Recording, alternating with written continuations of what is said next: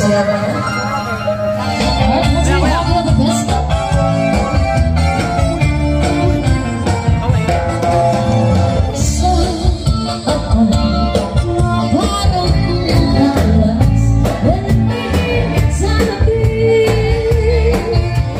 Businesswoman someday. This lady believes in the sun between the sun and the moon. They shine when it's the right time. He is currently a graduate student.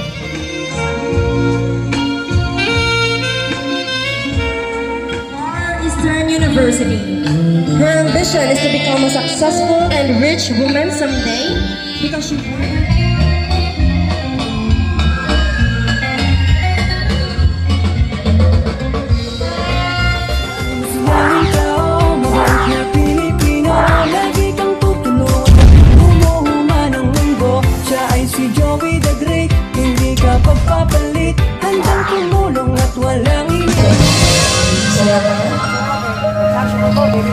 Junior.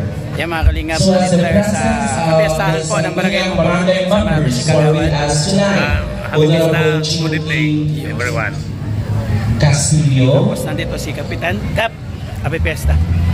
So as Sangguniang Barangay Member, Honorable Kukover po natin yung coronation night dito po sa Barangay Mumbon. Ano rin po ninyo mga kalingap. We would like also to acknowledge the presence of our SK Chairman, Honorable Rosalina Romases. Mumbon 2024, no less than Queen Saya Maida. Kaway. So as the Magkaway ba? ex-queen, Yeah. we have Rex.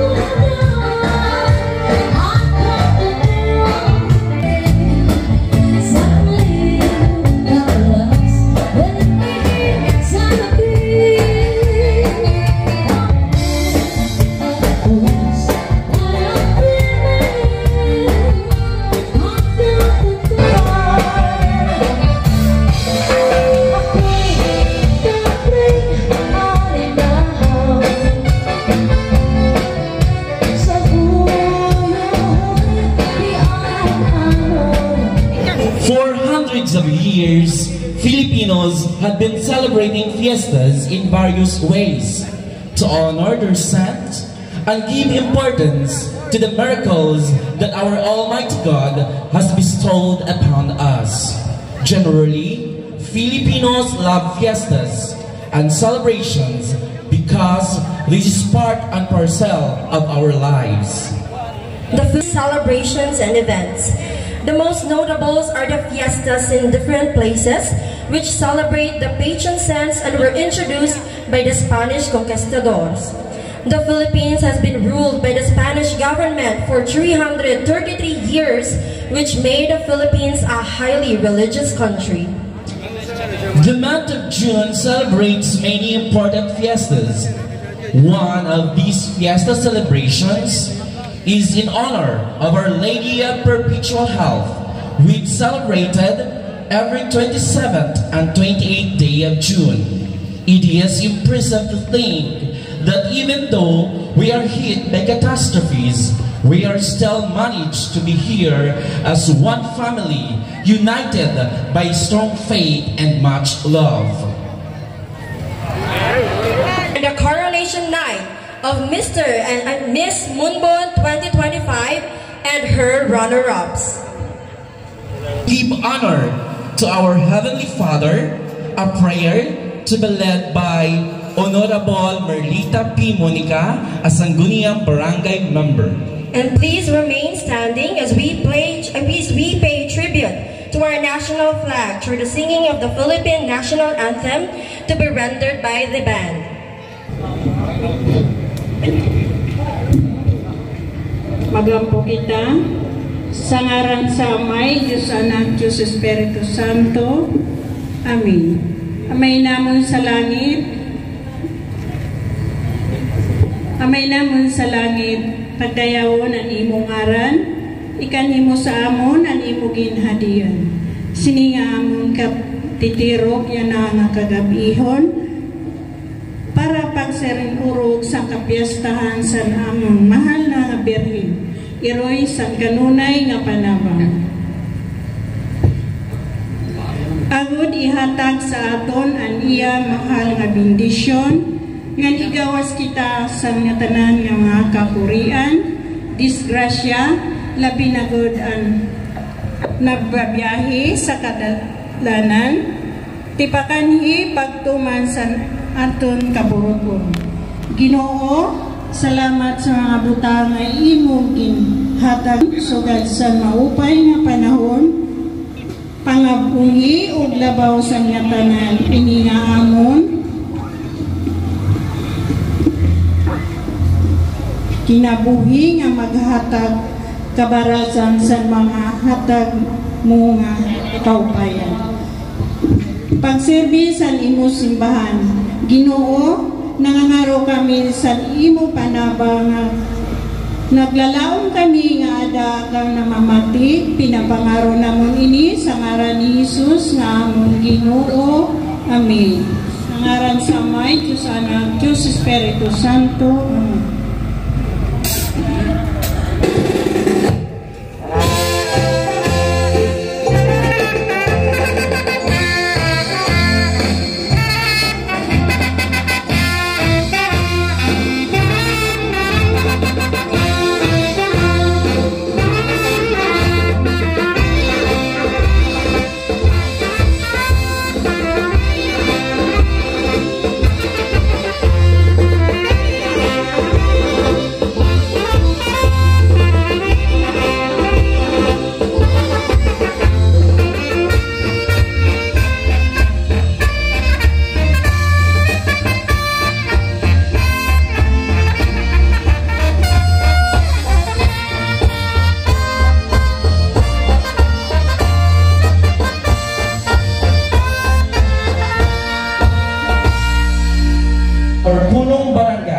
Honorable Nestor P. Esquerdo Jr.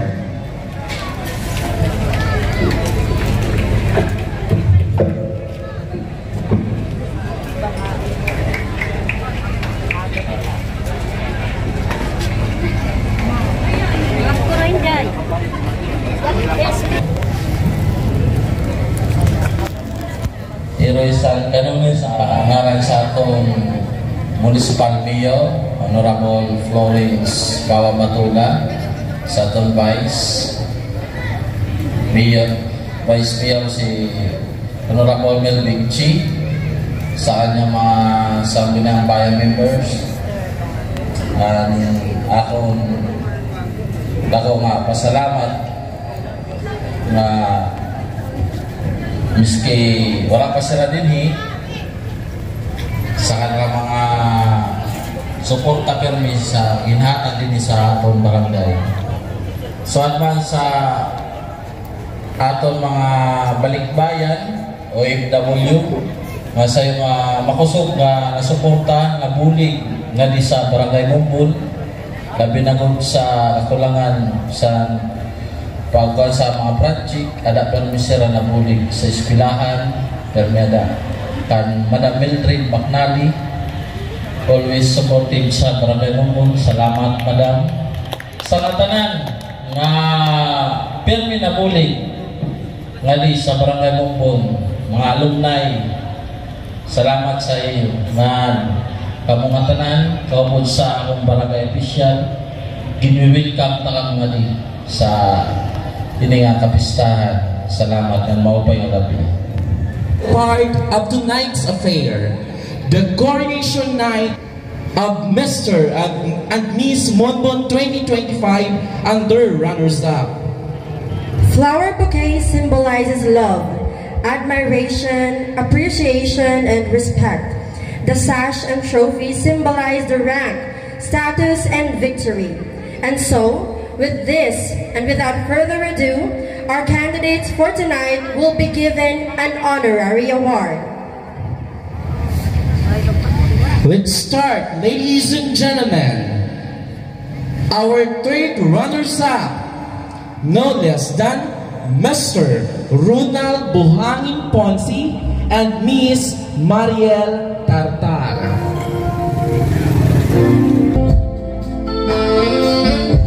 Miss Mariel was born on March 1, 2004. She is 21 years of age. She is the daughter of Mr. Mark, a successful businesswoman someday. This lady believes in the saying, never stop learning, because life never stops. Time is old and dreams of becoming a policeman someday. Once again, our third runners-up, Mr. Ronald Buhangin Ponce and Miss Mariel Tartar. To do the honor in pinning the sash of our third runners-up,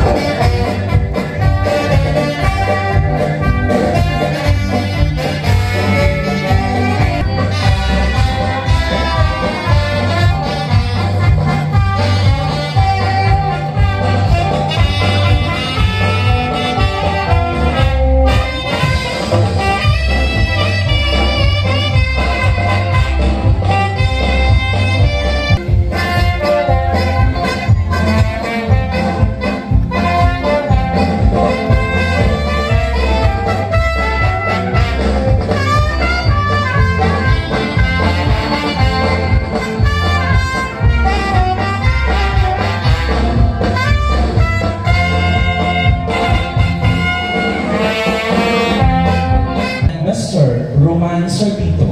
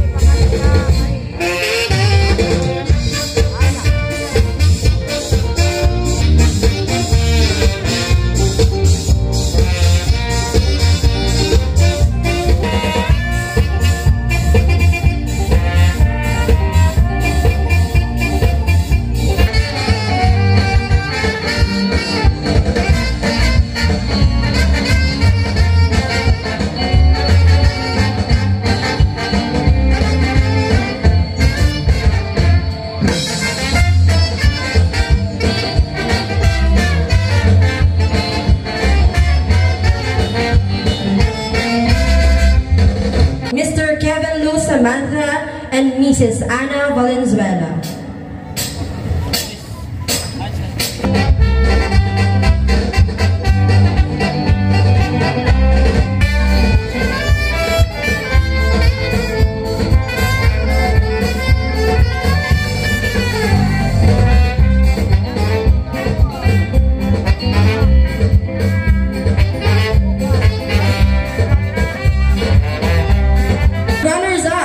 Miss Marjorie Capate Galet and Mr. Willie Boy Hitalado Manolo.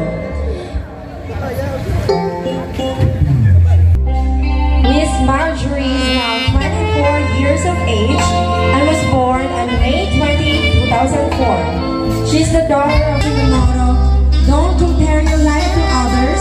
There is no comparison between the sun and the moon. They shine when it's the right time." And was born on April 11, 2007. He is currently a grade 12 student in Small Grassroots School. This handsome and brave mom dreams of becoming a successful businessman in the future. He is guided by his motto, Mr. Willie Boy Hitalado Manolo. Round of applause, please. To do the honor in pinning the sash of our second runners-up, we will request her parents, Mr. and Mrs. Janet Sr., and the parents of Mr. Willie Boy Manolo, Mr. and Mrs. Manolo.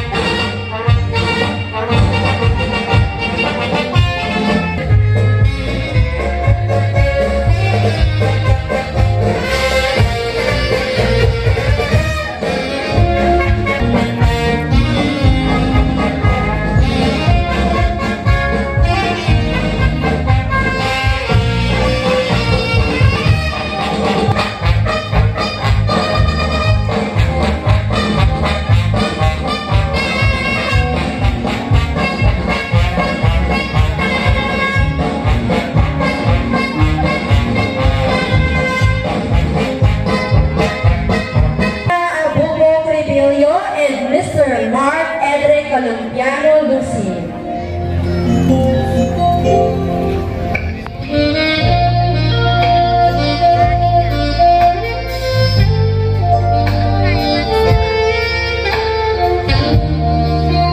Miss Vina was born on December 27, 2007. She is the daughter of Mr. and Mrs. Napoleon B. Cribello. While Mr. Edric Lucy was born to Mr. Roy Anthony Lucy, 29, 2009. He is currently a grade 6 student in Sumoro Yagri Gospel Marine, believes in the same feel the fear and do it. Ladies and gentlemen, let's give a round of applause to our first runners-up, Miss Vina Abubo Fidelio and Mr. Mark Columpiano Lucy. Wala po, Mark. To do the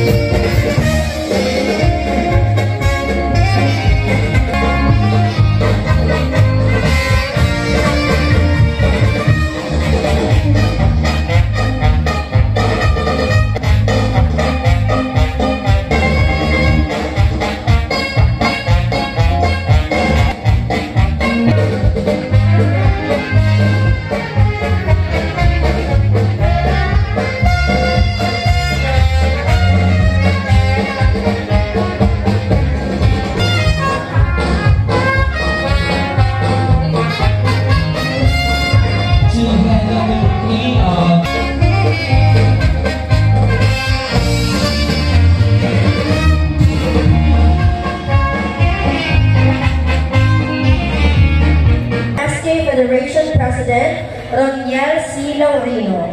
And we are also calling the donors of Mr. Edric's trophy.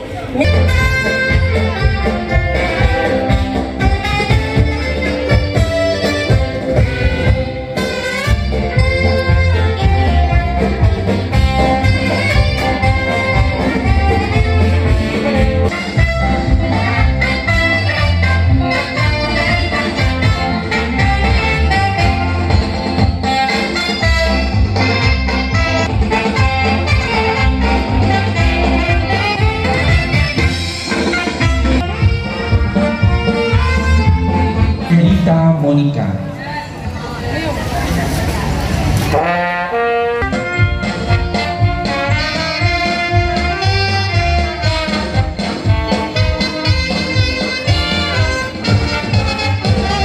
Always gloomy, turning over the cape and scepter doesn't mean that you are no longer a king or a queen.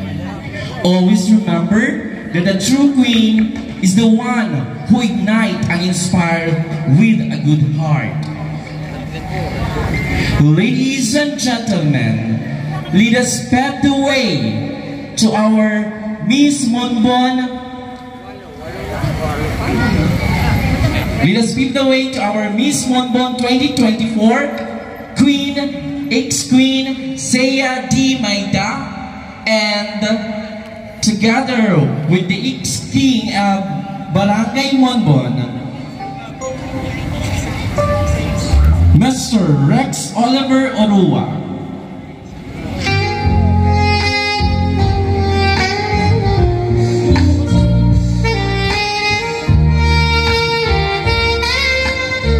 Now that she's about to relinquish the crown, she wanted to share this message to our Miss Monbon 2025 and to the rest of the world.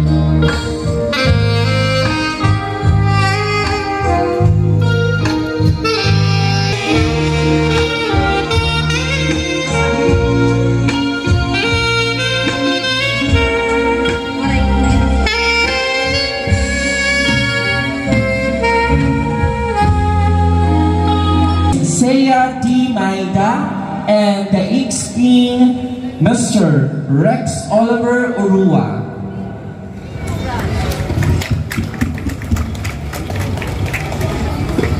Ladies and gentlemen, we come now to the most awaited part of this ceremony, the crowning of our Mr. and Miss Moonbon 2025.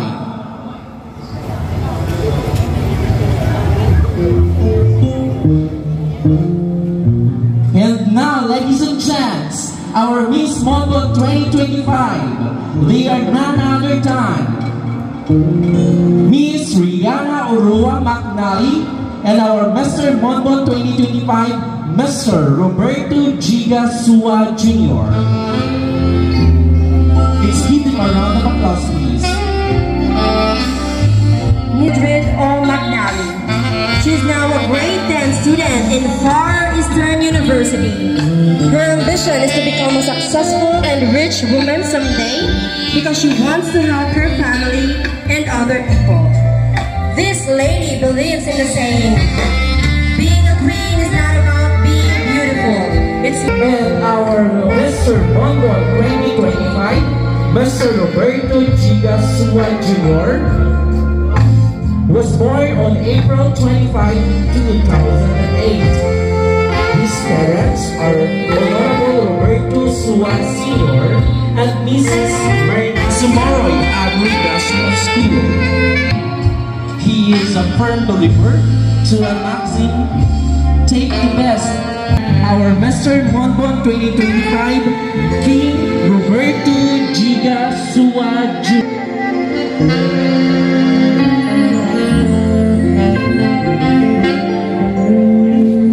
Hermenegilda Urua, and in place of Mr. Marvin Hermano, we have Mr. Renny Boy de la Cruz.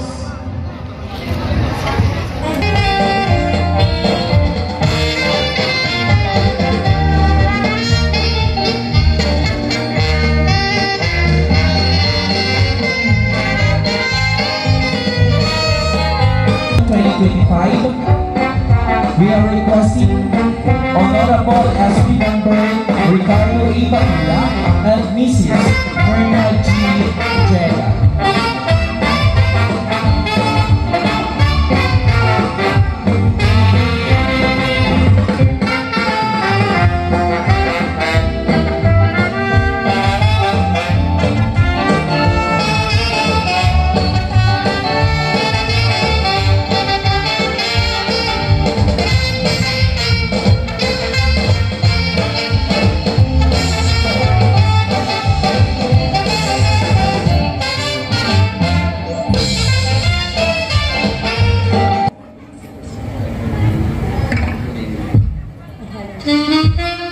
We would like to request the ADC President, Helen Wu, for the love our Queen of Moonbon 2025.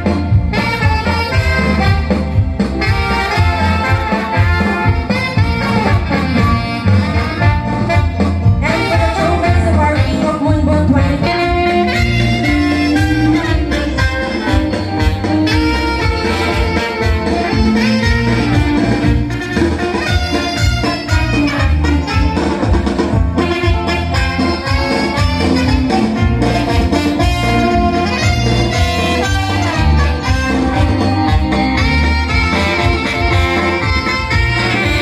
To the King of Moonbon 2025, given by the donor Mr. Joed S. Ponce.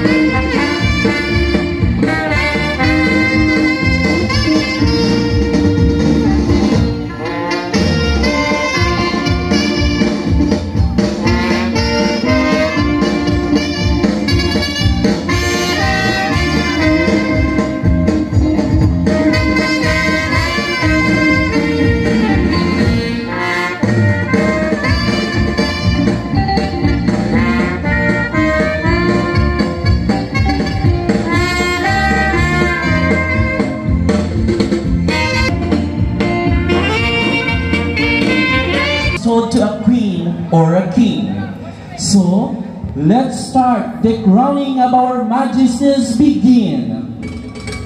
To put the crown of our Queen of Monbon 2025, we would like to request Honorable Ricardo Batula and Mrs. Mildred O. McNally. We also... We are requesting everybody to please stand as we give respect in the crowning of our Mr. and Mrs. Monbon 2025.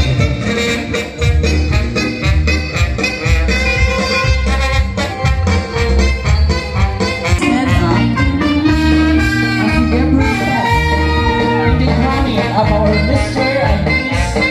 Monbon 2025.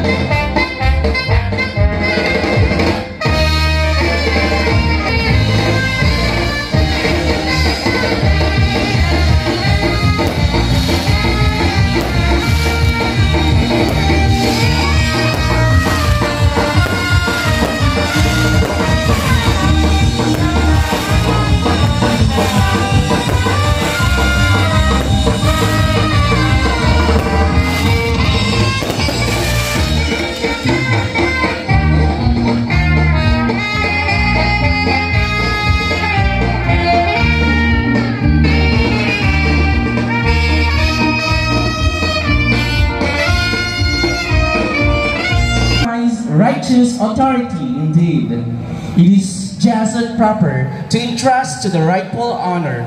This time, to relinquish the scepter of our Miss Monbon 2025, we may request our ex-queen, Miss Sea D. Maida, and Police Major Alvin de la Cruz.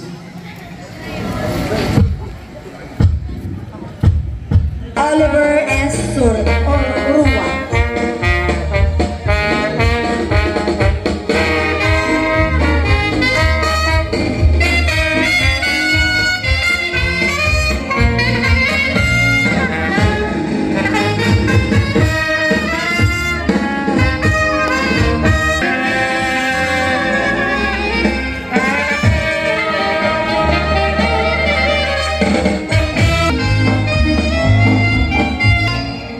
Thank you so much, presenter.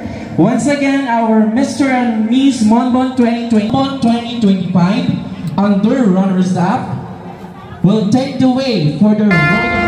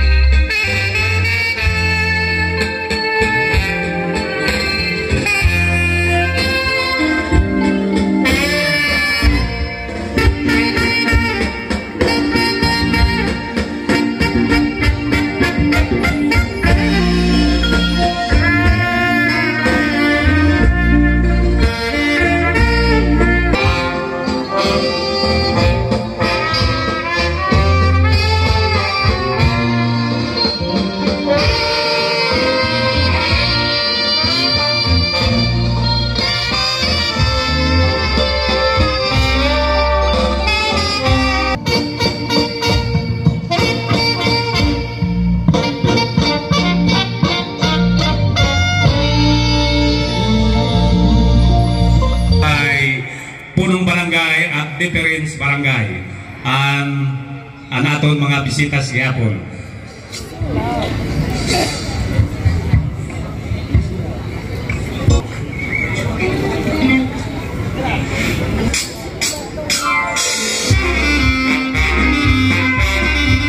So aton with papalisan ni SP member Honorable Ricardo Batulang and aton man queen SP member Honorable Maria Lini Marcancel and the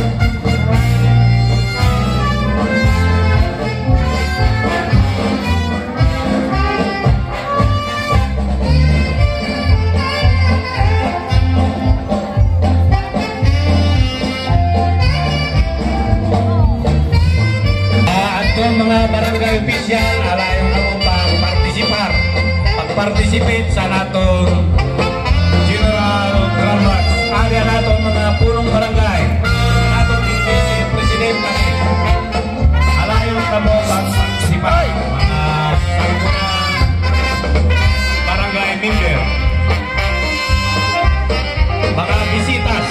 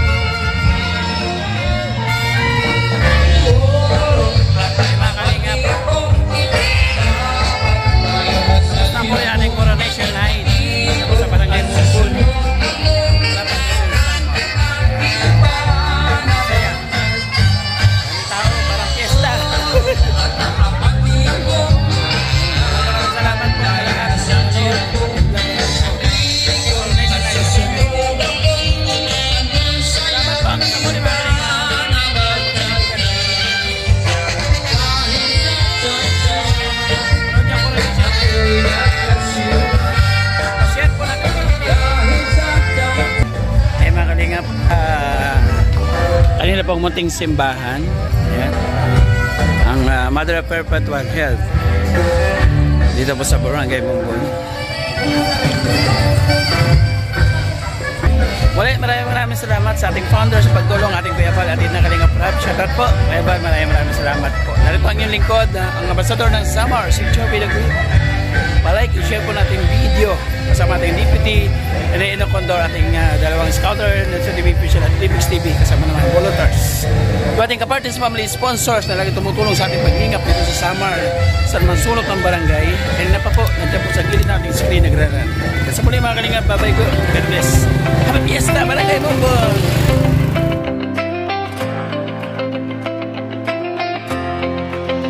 Sa bawat sulok ng Northern Samar, may kamay na handang umalalay. Hindi hadlang ang pagod at hirap, basta't may pusong handang maglingap. Laging nagkakaya